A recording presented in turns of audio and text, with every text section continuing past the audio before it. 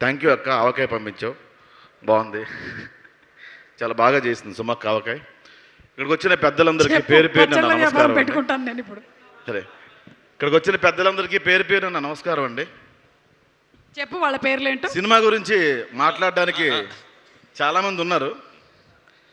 పాపం ప్రతాప్ అని టైటిల్ చెప్తున్నారు, కానీ గత కొద్ది రోజులుగా నన్ను చూసి నాకే పాపం అనిపించేలా కొన్ని సంఘటనలు జరిగినాయి.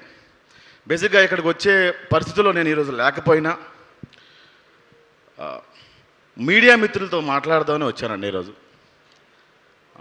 ఒక సినిమాని మా నుంచి, సినిమా వాళ్ళ దగ్గర నుంచి ప్రజల్లోకి తీసుకెళ్ళే వాళ్ళలో ముందు మీరే ఉంటారు. సినిమా ఓపెనింగ్ ఫంక్షన్ నుంచి రిలీజ్ వరకు మీ సాయం మాకు ఎంతో అవసరం. అందుకే స్టేజ్ ఎక్కిన ప్రతిసారి మీడియా మిత్రులకు నమస్కారం అంటాం, కానీ ఫస్ట్ దెబ్బేసేది ఫ్రెండే. Thank you so much sir. పాపం ప్రతాప్ టీజర్ ఈవెంట్లో మాట్లాడిన దానికి నా మీద మీరు పెట్టే టైటిల్కి ఏమైనా సంబంధం ఉందా అన్న? ఏంటో అన్న, నా గురించి రాయండి. ఏడ్చేవాడు ఎవడో లేడు. మా అమ్మకి ఆవిడ పెద్ద బాధపడదు, ఎందుకంటే ఎవరైనా ఆవిడకి యూట్యూబ్ లింక్ పంపిస్తే ఓపెన్ చేయడం రాస్తారు ఆవిడకి. ఎవరో పొరపాటు నేను చూపిస్తే మొండ పడిపోయినా జమ్మ పడిపోయినా నా కొడుకు గురించి అలాగే అంటారు, బాధపడదు తప్ప ఏడ్చేవాళ్ళు ఎవరు లేరన్న. ఎవరైనా అంత ఫ్రెండ్షిప్ చేయడానికి వచ్చినా కూడా అని గసిరి పంపించేస్తాను నేను.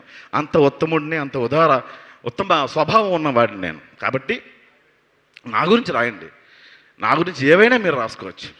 వీడు మగాడు కాదు, మృగాడు. ఈ సినిమాకి వీడు కీలకం కాదు, కీటకం. వీడు ఒక ప్రాస్టిట్యూట్, వీడు ఒక ఆల్ఖైదా, వీడు ఒక స్లీపర్ సెల్. పాకిస్తాన్ షేక్ ఉలల్లా ఖాన్తో వీడికి సత్సంబంధాలు ఉన్నాయి. రాయండి అన్న, సింపతి కోసం చెప్పట్లేదన్న. మీడియా మిత్రులారా, నా గురించి మీరు ఏవైనా రాయండి, ఏవైనా. రీసెంట్గా ఒక సంఘటన జరిగింది, మీ అందరికీ తెలిసిందే. ఎప్పుడు ఇది నేను ఎక్కడ మాట్లాడలేదు, కానీ తప్పలేదన్న. ఈ 3 రోజులు పడే హింస వల్ల మాట్లాడాల్సి వస్తుంది. అందుకు మాత్రం వచ్చాను అన్న ఇక్కడికి. ఓ ఇన్సిడెంట్ జరిగింది, మీరు వెళ్ళి మళ్ళీ యూట్యూబ్ ఓపెన్ చేస్తే ఫస్ట్ నా వెబ్ సిరీస్ల కన్నా అదే వస్తుంది. అది మర్చిపోయి, ఆ మచ్చని మర్చిపోయి సార్, అరే గెలుద్దాం మళ్ళీ, ఓ మచ్చపడింది దాన్ని తుడిపేసుకుందాం, మళ్ళీ పని చేసుకుందాం అన్న. బొంగు మర్చిపోతావు ఎన్నో, మేము గుర్తు చేస్తాం అని గుర్తు చేస్తున్నారన్న. మీరు నా పేరెంట్స్ పేర్లు మార్చేశారు. థ్యాంక్ యూ, ఇంకో ఫ్యామిలీ నాకు ఇచ్చినందుకు, ఇంకో పేరెంట్స్ నాకు ఇచ్చినందుకు. నా గురించి మీరు ఏవైనా రాసుకోండి అన్న. సింపతి కోసం, అది గెయిన్ చేయడం కోసం ఖచ్చితంగా నేను చెప్పట్లేదు. నా గురించి రాయండి. ప్రాస్టిట్యూట్ అని రాయండి, నేను డబ్బులకి వెళ్తానని రాయండి అన్న. ఎనీథింగ్ రాయండి, నాకేం పర్లేదు. కానీ వేరే వాళ్ళ పేర్లు మాత్రం, వేరే ఆడపిల్లల పేర్లు మాత్రం దయచేసి ఇన్వాల్వ్ చేయకండి అన్న. నా గురించి మీరు రాయండి. ఆ రోజు బియ్యం డబ్బులు వస్తాయంటే ఇంకా రాయండి. ఎనీథింగ్, ఏమైనా రాసుకోవచ్చు, మీరు ఏమైనా రాసుకోవచ్చు. మీకు నాకు తెలుసన్నా, మీ అందరూ ఇందులో జర్నలిజం చేసే వాళ్ళు ఎంతమంది ఉన్నారో నాకు తెలియదు, కానీ ఎందుకంటే మీ దగ్గర నుంచి నేను వచ్చా. అలా కెమెరా పట్టుకొని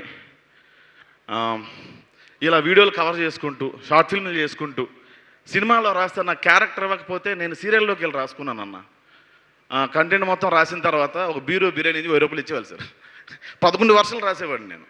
చేతులు ఖాళీ ఉండేవి సార్, అప్పట్లో రాసుకుంటూ ఉండేవాడిని.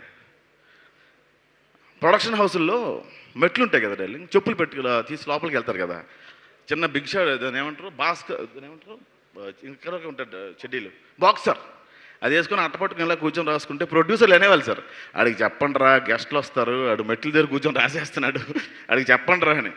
సో ఎవరు వస్తున్నారో ఎవరు రావట్లేదో అదేం ఫరక్ పడకుండా రాసుకునేవాడిని, ఎందుకంటే చేతులు చాలా ఖాళీగా ఉండేవి.